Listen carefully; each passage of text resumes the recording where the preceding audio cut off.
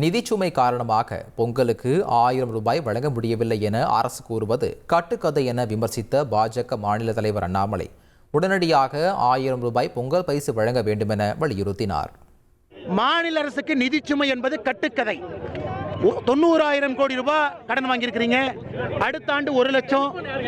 பொங்கல் பரிசு தொகை 1000 ரூபாய் கொடுக்கவில்லை என்றால் ஆட்சியை விட்டு விலகுங்க, அடுத்து ஆட்சி இன்னொருத்தர் கொடுங்க, அவங்க பண்ணுவாங்க. அதனால் முதலமைச்சருடைய இந்த காரணத்தை எந்த காரணத்திற்கும் ஏற்றுக்கொள்ள முடியாது.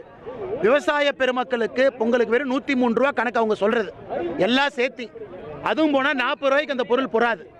அதற்கு மாநில அரசு கிட்ட எதற்காக அவங்க கியூல வந்து வெயில் நின்று நீங்க கொடுக்குற பொருள் எதற்கு வாங்கணும்? சூம்பி போன கரும்பை வாங்குறதுக்கு மக்கள் வந்து நிற்கிறாங்களா? அதனால் முதலமைச்சருக்கு வலியுறுத்துகின்றோம், உடனடியாக பொங்கல் பரிசு தொகையை அறிவித்து நீங்க கொடுங்க.